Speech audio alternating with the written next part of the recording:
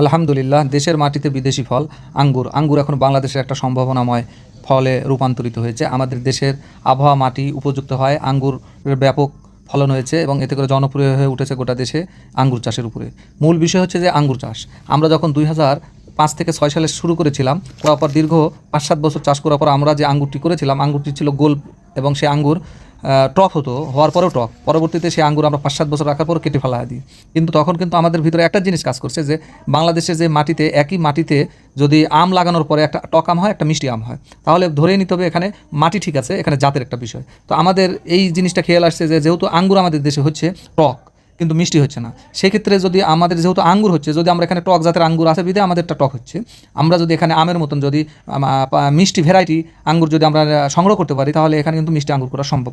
পরবর্তীতে আমরা যোগাযোগ করি দেশের বাইরে, বিভিন্ন জায়গা থেকে যোগাযোগ করার মাধ্যমে আমরা বিভিন্ন ওয়েতে দেশের বাইরে থেকে এই জাতটা কালেকশন করি। করার পরে যখন আমরা বাংলাদেশের মাটিতে রোপণ করি, প্রথম 2-3 বছর ছিল আমাদের জন্য এটা একটি পরীক্ষামূলক, এবং আলহামদুলিল্লাহ গত বছর থেকে আমরা পরীক্ষায় সাকসেসফুল এবং সফল হতো, এবং বাংলাদেশের মাটিতে এখন এই আঙ্গুর উৎপাদন ব্যাপকভাবে হচ্ছে। এবং এটাও বলে থাকি, পাকার পর শতভাগ মিষ্টি। এবং বাজারে যে আঙ্গুরগুলো আমরা কিনে থাকি, এটা এই আঙ্গুর আর এই আঙ্গুরের মধ্যে কোনো রকমের পার্থক্য নেই। আর মজার বিষয়, যেহেতু দেশের মাটিতে বিদেশি ফল, এবং সবচেয়ে বড় কথা এটা শতভাগ নিরাপদ।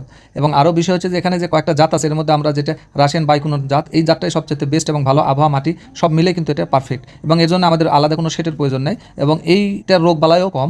যার কারণে এখানে যে সবচেয়ে বেশি রোগের আক্রমণ ঘটে সেটা হলো মাকড়ের ক্ষেত্রে আমরা মাকড় নাটক, যেটা অমাইট বা 1.8 ইসি যেটা আছে কীটনাশক, এটা ব্যবহার করলে যথেষ্ট।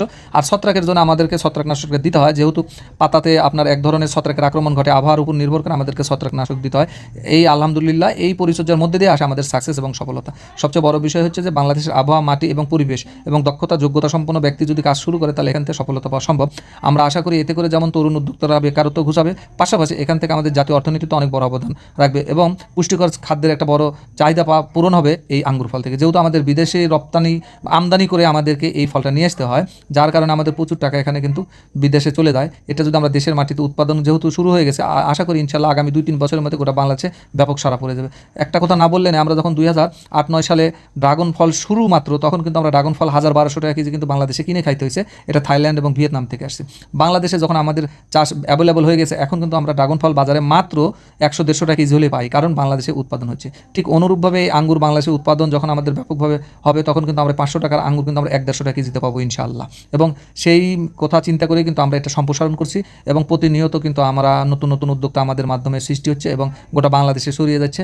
এবং এটা আপনারা নিশ্চিত থাকেন যে বাংলাদেশের আবহাওয়া মাটির সাথে এটা একেবারে শতভাগ, একদম মনে করেন যে শতভাগ এটা আমাদের আবহাওয়ার সাথে অ্যাডজাস্ট হয়ে গেছে, যার কারণে আমরা আঙ্গুর ফল বাণিজ্যিকভাবে চাষের আওতায় নিয়ে এসেছি। এবং ইনশাল্লাহ আমরা আগামীতে আশা করি বাংলাদেশে আঙ্গুর ফলের একটা বড় ধরনের বিপ্লব ঘটবে, এবং সবার সুস্বাস্থ্য দীর্ঘ কামনা করি। এবং আজকের মতো এখানে বিদায়। আপনারা আমাদের চ্যানেলটি লাইক এবং সাবস্ক্রাইব করে আমাদের সাথেই যুক্ত থাকুন।